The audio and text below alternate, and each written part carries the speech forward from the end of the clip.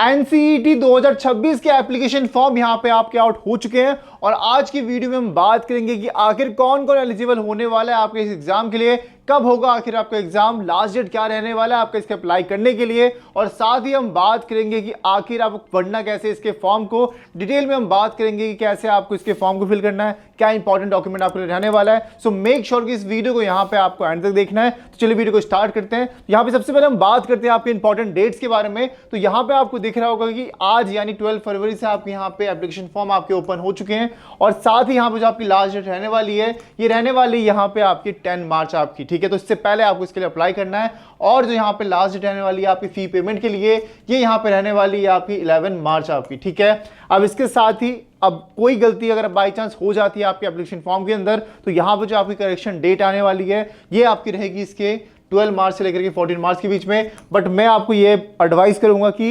Application form भरते वक्त गलती ना करना तो ज़्यादा बेटर रहेगा, ठीक है।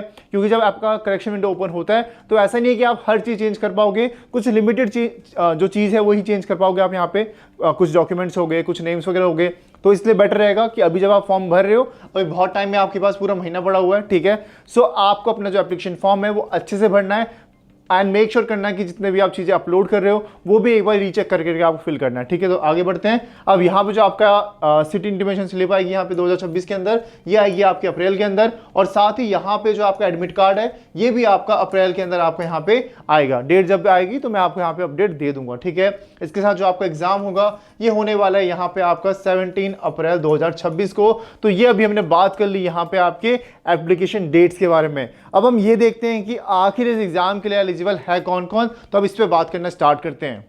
तो सबसे पहले यहाँ पे आपका क्लास 12th पास होना बहुत ज़्यादा इंपॉर्टेंट है। साथ ही जो आपकी एज होनी चाहिए वो 18 ईयर आपकी होनी चाहिए या उससे ऊपर होनी चाहिए, और यहाँ पे कोई भी यहाँ पे अपर एज लिमिट जो है ये यहाँ पे नहीं दिया गया। तो आप अगर यहाँ पे मिनिमम एज आपके 18 है तो यहाँ पे आप इसको अप्लाई कर सकते हो, और अगर आपने यहाँ पे क्लास 12 पास कर रखी है तो भी यहाँ पे आप इसमें अप्लाई कर सकते हो। अब हम ये देखते हैं कि आखिर इसके फॉर्म को आपको फिल कैसे करना है, तो एक एक करके इस पर बात करना स्टार्ट करते हैं।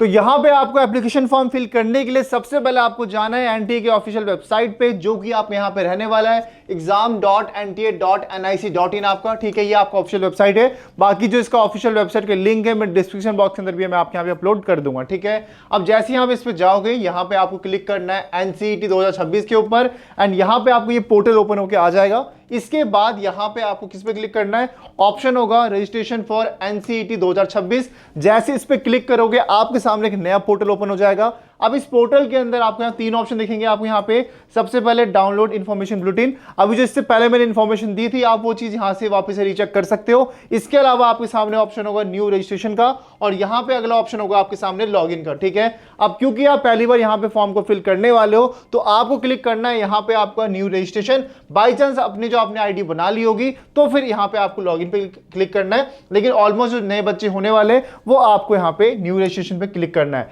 अब जैसे आप इस पे क्लिक करोगे आपके सामने प्रॉपर एप्लीकेशन फॉर्म ओपन हो जाएगा। यहाँ पे आप देख सकते हो लिखा हुआ है यहाँ पे आपका national common entrance test NCET 2026, और इसके साथ ही यहाँ पे प्रॉपर जितने भी इंस्ट्रक्शन है इसको आप पढ़ लेना। अब आपके आसानी के लिए मैं यहाँ पे आपको पढ़ के बता देता हूँ। सबसे पहले हम बात कर लेते हैं यहाँ पे आपके किसके लिए, एप्लीकेशन फॉर्म की फीस के बारे में, कितने आपके पैसे लगने वाले हैं। तो अगर आप यहाँ पे जनरल कैटेगरी से आते हो अनरिजर्व से तो यहाँ पे जो आपकी फीस रहेगी आपकी कितनी 1200 रुपीज़, और अगर आप यहाँ पे आप आते हो ओबीसी एनसीएल या फिर ईडब्ल्यूएस से तो यहाँ पे आपकी फीस रहने वाली है 1000 रुपीज़, और यहाँ पे अगर आप आते हो एसटी एससी पीडब्ल्यूडी पीडब्ल्यूबीडी और थर्ड जेंडर से तो यहाँ पे आपकी फीस रहने वाली है सिर्फ यहाँ पे 650 आपका। तो ये आपकी फीस रहने वाली है, तो इसको भी आपको ध्यान रखना है, अपने अकाउंट पे रखने थे पैसे आप यहाँ पे। अब इसके बाद यहाँ पे हम आगे बढ़ते हैं, क्या क्या डॉक्यूमेंट आपको चाहिए होगा ये सब यहाँ पे चीज़ें प्रॉपर दी हुई है। और सबसे पहली चीज़ जो बच्चों को फॉर्म भरते वक्त दिक्कत आएगी, देखो सबसे पहली चीज़ यहाँ पे ध्यान रखनी है, आपको अपलोड करना होगा वहाँ पे आपका फोटोग्राफ। तो मेक श्योर की जो फोटोग्राफ होनी चाहिए वो यहाँ पे रीसेंट आपकी फोटोग्राफ होनी चाहिए, ठीक है।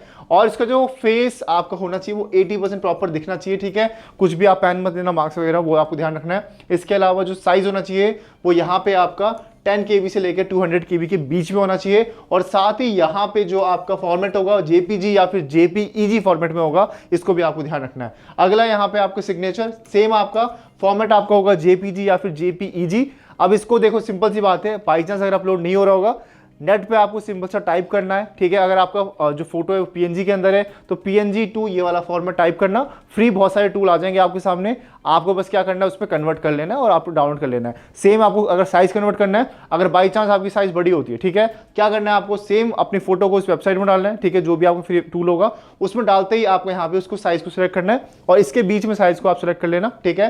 तो इसकी भी साइज होनी चाहिए 10 KB से लेकर के 100 KB के बीच में। फिर भी नहीं मिल रहा हो तो कमेंट कर देना, मैं आपको लिंक भी शेयर कर दूंगा, ठीक है। इसके अलावा थर्ड हमारे पास होना चाहिए यहाँ पे आपका आइडेंटिटी प्रूफ, जिसके अंदर आपका फेस होना चाहिए। तो इसमें आपका आधार कार्ड, पैन कार्ड, ये सब आ जाएगा। इसमें यहाँ पे भी इसका साइज 10 KB से लेकर के 200 KB के बीच में आपको यहाँ पे होना चाहिए। अब साथ ही यहाँ पे आपको ध्यान रखना है, अगला जो हमारे पास होगा, कोई भी आपका जो सर्टिफिकेट है, लेट्स सपोज अगर आप अप्लाई करते हो PWD से, तो यहाँ पे आपको उसका सर्टिफिकेट भी आपको अपलोड करना होगा। तो उसका भी जो फॉर्मेट है यहाँ प्रॉपर लिखा हुआ है, आपका 50 KB से लेकर 300 KB के बीच में आपको यहाँ पे होना चाहिए। सो आई थिंक ये आपको समझ आ गया होगा। छोटी बात है लेकिन ऑलमोस्ट बच्चे यहाँ पे गलती करते हैं, उनसे अपलोड ही नहीं हो रहा होता, तो ये चीज़ आपको यहाँ पे ध्यान रखनी है, ठीक है। अब यहाँ पे आगे बढ़ते हैं। अब सीधी सी बात है, इसके बाद जो यहाँ पे आपका जो जितने भी आपके सर्टिफिकेट्स होंगे, आपके क्लास 12 के हो गए, ये सब चीज़ें आपको अपने पास रखनी है, क्लास 10 हो गया, ताकि जब फॉर्म फिल करो तो वहाँ से आपको चीज़ें देखनी है, नेम हो गया, फादर नेम हो गया, मदर नेम हो गया, ये सब चीज़ें आपको वहाँ से चेक करनी है, ताकि कोई गलती आप ना करो उस एप्लीकेशन फॉर्म के अंदर, ठीक है। अब यहाँ पे आगे बढ़ते हैं। अब ये सारी चीज़ें आपको पासवर्ड सेट करना है, ठीक है। अब लास्ट में आपको क्लिक करना है कि हाँ भाई मैंने इन्फॉर्मेशन पढ़ लिया है, ठीक है, और यहाँ पे क्लिक करके क्लिक हेयर टू प्रोसीड पे क्लिक करना है, ठीक है। अब जैसे इस पे क्लिक करोगे आपको यहाँ पे एप्लीकेशन फॉर्म ओपन हो जाएगा। अब इसमें सबसे पहले स्टेप है, आपको अपना नाम लिखना है। अभी मैं यहाँ पे कुछ लिख नहीं रहा, लेकिन आपको क्या करना है, कैंडिडेट नेम में अपना नाम लिखना है, फिर अपना फादर नेम लिखना है। एंड मैं वापस से रिपीट करूंगा, हर साल जो बच्चे यहाँ पे स्पेलिंग में बहुत गलती करते हैं, सो मेक श्योर कि 2-3 बार रीचेक कर लेना, उसके बाद ही आगे यहाँ पे सबमिट पे क्लिक करना। फिर मदर नेम लिखना है आपको, और डेट ऑफ बर्थ जो आपका है वो आपके आधार कार्ड से मैच होना चाहिए, और क्लास 10th में जो आपका यहाँ पे जो मार्कशीट है उससे भी आपका डेट ऑफ बर्थ यहाँ मैच होना चाहिए। तो ये आप यहाँ पे रीचेक कर लेना। फिर यहाँ पे आपको जेंडर सेलेक्ट करना है। फिर यहाँ पे आपको इसके बाद यहाँ पे आपको वापस से कंफर्म करनी चीज़ें, तो इसमें जब आपकी कोई गलती लिखोगे तो वहाँ पे आपको रेड साइन आ जाएगा, तो वहाँ पे देख सकते हो, ठीक है। इसके अलावा इसके बाद यहाँ पे आपको जो एड्रेस है वो सिलेक्ट करना है। अब दो यहाँ पे एड्रेस के ऑप्शन आएंगे, एक आपको प्रेजेंट एड्रेस, लेट सपोज कोई बच्चा दिल्ली रहता है लेकिन वो है यूपी से, तो यहाँ पे आपको ध्यान रखना है कि आपको यहाँ पे दिल्ली वाले जो है एड्रेस सेलेक्ट करना है। कुछ भी आप यहाँ पे कर सकते हो, ठीक है, बट मेक श्योर करना आधार कार्ड से वो आपको यहाँ पे मैच होना चाहिए। इसके बाद जो आपका जितना भी कम्युनिकेशन एड्रेस है, जैसे कि आपका ईमेल हो गया, आपका फोन नंबर हो गया, ठीक है, ये सब चीज़ें आपको यहाँ पे सिलेक्ट करनी है। फिर यहाँ पे आ जाएगा आपको परमानेंट एड्रेस। लेट्स सपोज जैसे मैं एग्जांपल लिया था, अगर आप यूपी से हो, रह रहे हो दिल्ली के अंदर, तो यूपी वाला एड्रेस यहाँ पे आप डाल सकते हो एज ए परमानेंट एड्रेस आपका। और अगर कोई बच्चा दिल्ली से है और वो रहता भी मतलब दिल्ली में ही है, तो यहाँ पे आपको बस क्लिक कर देना है सेम एज प्रेजेंट एड्रेस, तो दोनों चीज़ें आपकी ऑटोमेटिक सेम हो जाएगी, आपको अलग से टाइप करने की जरूरत यहाँ पे नहीं पड़ेगी, ठीक है।